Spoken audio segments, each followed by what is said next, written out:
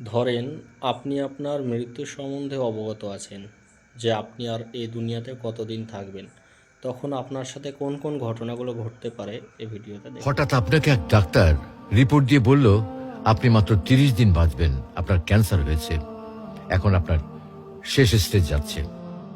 এটা শুধু আপনি জানেন, আপনার পরিবার কিংবা বন্ধু বান্ধবরা কেউ জানে না।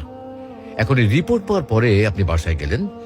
প্রতিদিনের মতো আজকেও আপনার বাবা আপনাকে বকাঝকা শুরু করলো, তোকে দিয়ে কিচ্ছু হবে না, সারাদিন কোথায় থাকিস তুই, অকাজের ছেলে, ইত্যাদি ইত্যাদি। এই মধ্যবিত্তের বাবার যেমন হয় আর কি।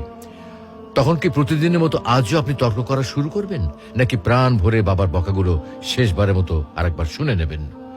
হঠাৎ আপনার মা এসে আপনাকে বলল, নে বাবা ভাতটা খেয়ে নে। আপনার মনে হবে এই বুঝি আপনার মায়ের শেষ হাতের খাওয়া, আপনি আর বাঁচবেন না। আপনি পরম তৃপ্তি নিয়ে খাবেন এবং আপনার কাছে মনে হবে এটা আপনার শ্রেষ্ঠ খাবার, যদিও ডাল ভাত হোক না কেন। আপনি বের হলেন, পুরনো এক বন্ধুর সাথে দেখা, আপনি যাকে মোটেও সহ্য করতে পারেন না, সব সময় তার সাথে কথা কাটাকাটি হয়, আজকেও সে আপনাকে কিছু কথা শুনিয়েও দিল। আচ্ছা, এখন কি আপনি তার সাথে তর্ক শুরু করে দেবেন? মোটেও না। আপনি হয়তো তাকে জড়িয়ে ধরবেন এবং বলবেন, দোস্ত ভালো থাকিস। আচ্ছা জানেন, আমরা এখন মৃত্যুর কথা ভাবতেই চাই না, এ থেকে আমরা পালিয়ে বেড়াতে চাই। কিন্তু যদি আপনি ভাবেন যে আজই আপনার শেষ দিন, তাহলে দেখবেন সবকিছুই আপনার কাছে ভালো লাগছে।